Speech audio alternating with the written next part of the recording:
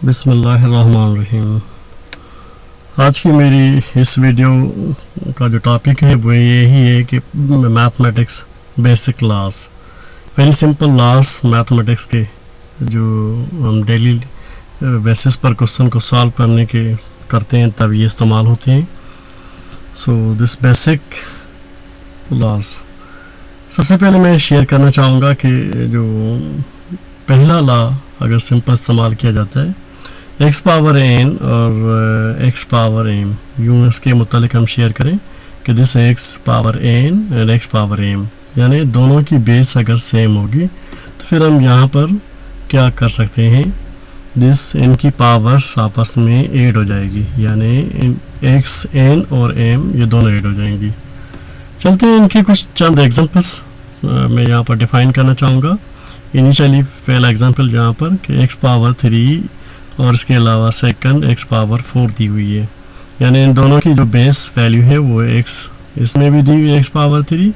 यहाँ पर भी बेस जो वैल्यू है वो एक्स है। इस तरह से हम अगर इसकी रिज़ल्ट को आगे सिंप्लीफाई करें तो ये एक्स पावर 3 + 4 इनके पावर्स आपस में जो ऐड हो जाएंगे और 3 + 4 इज इक्वल टू, तो यूँ हम लिख सकते हैं कि दिस एक्स पावर 7 रिजल्ट हो जाएगी। सो इसी तरह से नेक्स्ट वैल्यू यहाँ पर लिखी हुई है कि अगर देखें कि इनके पावर्स एक ब्रैकेट में चंद वैल्यूज दी हुई हैं, here is the second part जिसमें एक्स पावर स्क्वायर और इसके अलावा second y power 4, x power 5 and y power 6, यानी एक्स हमें एक्स पावर स्क्वायर और एक्स पावर 5 नज़र आ रही हैं। तो हम यूँ लिख सकते हैं कि इनकी जो एक्स की वैल्यूज़ हैं वो 2 और 5, इन दोनों का हम सम करेंगे। सेम इसी तरह से अगर हम वाई की बात करें तो वाई पावर 4 और वाई पावर 6, तो इनकी पावर्स को भी वैल्यूज़ को हम सम करके और रिजल्ट्स को सिंप्लीफाई कर सकते हैं। सो ऊपर वाली रिजल्ट जो है वो एक्स पावर 7 आएगी, और इसी तरह से अगर आप नीचे वाली वैल्यूज़ को आप चेक करें तो यहाँ पर आप चेक करें कि एक्स पावर 5 + 2 दिस 7 और ये 4 + 6 ये रिजल्ट आएगी 10। सेम सेकंड लॉ मैथ में इस्तेमाल होता है। सो यूँ भी हम लिख सकते हैं कि ये बेसिक, ये ज़्यादातर इस तरह के जो बेसिक लॉ में यहाँ पर इस वीडियो में शेयर कर रहा हूँ, ये मोस्टली रिपीटेड होते रहते हैं डिफरेंट क्वेश्चन को सॉल्व करने के लिए। तो इसी तरह से आप यहाँ पर एक लॉ लिखा हुआ है कि ए और बी हो होल पावर एन। अगर इस तरह की पोजीशन अगर मिल जाए, यानी 2 वेरिएबल्स आपस में मल्टीप्लाई हो रहे हैं और उनके ऊपर पावर दी हुई है, तो यूँ लिख सकते हैं कि A power N into B power N, दोनों पर पावर अलग अलग सी आ जाएगी, वही एन। इनके चंद एग्जांपल्स मैं यहाँ पर शेयर करना चाहूँगा आपसे। सो एक्स और वाई और जेड, यानी 3 वेरिएबल्स 2 दिए हुए हैं या उससे ज़्यादा 3, पावर स्क्वायर है, तो इसका मतलब यही होगा कि इन सब के ऊपर पावर,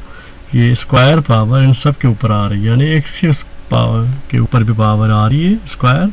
इसी तरह वाई के ऊपर भी पावर आ रही है स्क्वायर, और इसी तरह से लास्ट हम यूँ कहेंगे कि जेड के ऊपर पावर स्क्वायर आ रही है। सेम सेकंड वैल्यू की अगर 3p³ और होल पावर क्यूब लिखा हुआ है, इसी तरह से 3 की वैल्यू यानी 3 के ऊपर पावर a³ दी जाएगी, और p लिखा हुआ है तो यानी p के ऊपर पावर b³ दी जाएगी,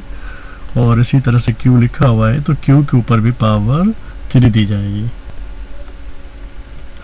थर्ड, इसके लिए अगर देखें लाजमन नहीं है कि सिर्फ 2 वैल्यूज़ दी हुई हो,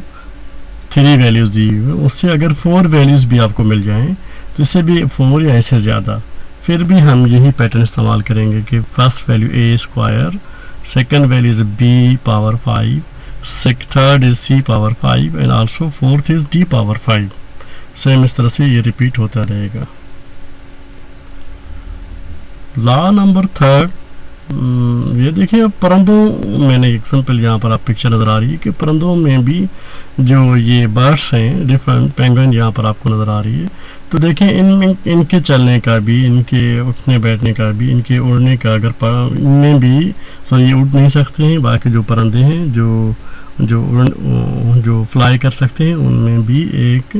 अपनी तरफ से गिवन एक रूल्स और रेगुलेशन के मुताबिक होती है। सो ए और बी होल पावर एन, तो इनके ऊपर देखें, अगर हम मैथ में इसको सॉल्व करना चाह रहे हैं तो यूँ आप लिख सकते हैं कि a पावर n, और इसी तरह से ये n पावर जो है वो डिवाइड में भी दूसरी वैल्यू को भी दी जाएगी b पावर n। सेम अगर इसकी एग्जांपल यहाँ पर मैं थोड़ी सी वजाहत करना चाहूँगा कि x by y whole power 2, तो आप यूँ कर सकते हैं कि x की पावर इसके ऊपर भी पावर 2 आ जाएगी और सेम y के ऊपर भी पावर 2 आ जाएगी। एक और एग्जांपल यहाँ पर है कि देखें 2p और नीचे t लिखा हुआ है, 4 पावर्स की भी दी हुई है, तो आप ये लिखें कि देन 2 के ऊपर भी पावर 4 आ जाएगी और p के ऊपर भी पावर 4 आ जाएगी। इसी तरह से हम t के ऊपर भी पावर 4 आ जाएगी, यानी ये रूल्स सब के ऊपर अप्लाई हो जाएगा। सो इसी तरह से हम अगर इसकी रिजल्ट को सॉल्व करें तो 16 p पावर 4 और t पावर 4। थर्ड एग्जाम्पल इसके बारे में लाजमी नहीं है कि सिर्फ ट्रू वैल्यूज हों, इससे जितनी भी वैल्यूज आती जाएंगी मगर वो आपस में मल्टीप्लाई हों। सो देखें a, b और c और d, तो हम यूँ लिख सकते हैं कि this a power 5, so b power 5, इसी तरह से c पावर 5 और d power 5। Okay, law number 4, तो यहाँ पर अगर a पावर m और उसके पावर n लिखा हो, यानी लॉ पावर ऑफ पावर इसे कहा जाता है कि जो पावर के ऊपर वैल्यू पावर और दी हुई हो, तो इस तरह से हम यूँ इसे सिंप्लीफाई करेंगे कि ये आपस में मल्टीप्लाई हो जाती है, यानी m और n आपस में मल्टीप्लाई हो जाएंगी। सो सिंपली अगर मैं इसके एग्जांपल्स आपके सामने यहाँ पर शेयर करना चाहूँगा कि देखें कि आप a पावर 2 और होल पावर 3 लिखा हुआ है, जिस तरह से हम 2 और 3 आपस में मल्टीप्लाई हो जाएंगे जो ऊपर आपको गिवन ला दिया हुआ है, यानी 2 इंटू 3, तो हम यूँ कह सकते हैं कि this value then a power 2 into 3 को अगर मल्टीप्लाई करेंगे तो 6 रिजल्ट हमें मिलेगी। इसकी सेकंड एग्जांपल यहाँ पर शेयर करना है, आपके सामने स्क्रीन पर नज़र आ रही है कि देखें p स्क्वायर और q पावर 5 और होल पावर 4, उसी सेम पैटर्न से हम पावर 4 सब के ऊपर p और q के ऊपर जो पावर्स रखे हुए हैं उनके साथ हम मल्टीप्लाई करते जाएंगे। सो यहाँ पर 2 को हम 4 से मल्टीप्लाई करेंगे, वंस अगेन मल्टीप्लाई, और q 5 जो पावर दी हुई है q के ऊपर, इसको हम 4 से मल्टीप्लाई करेंगे। इसी तरह से अगर और इसे सिंप्लीफाई करना चाह रहे हैं तो यहाँ पर p 2 4 8 और q 5 4 20 बन जाएगा। Law number 5, so law number 5 में यहाँ पर मैंने आपसे बात ही शेयर की हुई है कि देखें कि रेडिकल भी इस्तेमाल होती है, वो आप नंबर्स में भी इस्तेमाल कर सकते हैं और वेरिएबल्स में भी इस्तेमाल कर सकते हैं। तो रेडिकल a और b जब भी आपको मिल जाए तो आप देखें कि a और b आपस में मल्टीप्लाई हो रहे हैं यहाँ पर, इस तरह से हम इन्हें अलग अलग से ये रेडिकल दे सकते हैं और सेंटर में आप मल्टीप्लाई भी ले सकते हैं। इसके एग्जाम्पल यहाँ पर शेयर करना चाहूँगा। बिलफर्ज x और y और z लाजमी नहीं है कि सिर्फ 2 वैल्यूज़, अगर 3 भी या इससे ज़्यादा वैल्यूज़ भी आपको मिल जाती हैं तो आप इससे भी इसी सेम मेथड से आप रिपीट कर सकते हैं कि रेडिकल x और इंटू रेडिकल y और इंटू रेडिकल z। देखिए सबके ऊपर हम स्टेप बाय स्टेप यहाँ पर रेडिकल दी हुई है, radical x, radical y and radical z। Part number second, 2 into 3 into 5, यानी रेडिकल के अंदर अगर आप चंद ऐसे नंबर्स हों या वेरिएबल्स हों, या तो हम यूँ इसे भी इसी सेम मेथड से अलग अलग से रेडिकल दे सकते हैं, बट कंडीशन यहाँ पर यह दी हुई है कि इनके दरमियान मल्टीप्लिकेशन होनी चाहिए। तो radical 2 into radical 3 into radical 5।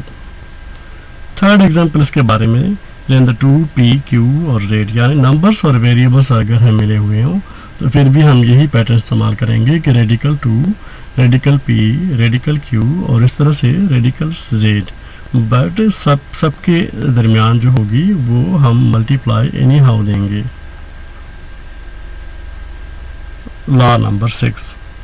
Law number 6 आपको जो नज़र आ रही है वैल्यू, सो इसमें रेडिकल a और b, उसके ऊपर रेडिकल दी हुई है। देखिए आप रेडिकल का कॉन्सेप्ट ये है कि रेडिकल आप जो हैं वो आप इन दोनों a और b के दरमियान ऊपर भी दे सकते हैं, इसी तरह से हम वही रेडिकल c के ऊपर भी दे सकते हैं। इसी तरह से यानी ये सब के ऊपर अप्लाई होगा। अगर यहाँ पर एग्जांपल नज़र आ रही है कि x, y और z दी हुई है, तो हम यूँ कर सकते हैं कि यही रेडिकल x के ऊपर भी देना चाहेंगे और ये y के ऊपर भी और इस तरह से ये z के ऊपर भी। Part number second, if 2 E F और G नंबर्स और वेरिएबल्स अगर इकट्ठे मिल जाएं तो हम इससे अलग अलग से भी रेडिकल दे सकते हैं। तो रेडिकल 2, रेडिकल E और रेडिकल F, बट यहाँ पर कंडीशन गिवन है कि सब ये आपस में मल्टीप्लाई होंगे और G से डिवाइड कर रहा है, बट रेडिकल सब के ऊपर आ रही है तो हम रेडिकल G भी दे देंगे। उम्मीद करता हूँ कि आपको मेरा ये वीडियो लेक्चर पसंद आया होगा, और जिन दोस्तों को मेरा ये वीडियो लेक्चर पसंद आया है उनसे रिक्वेस्ट है कि मेरे इस वीडियो को ज़रूर लाइक करें। इससे ये होगा कि मेरी हौसला अफजाई बढ़ती रहेगी। Thank you. अल्लाह हाफिज़।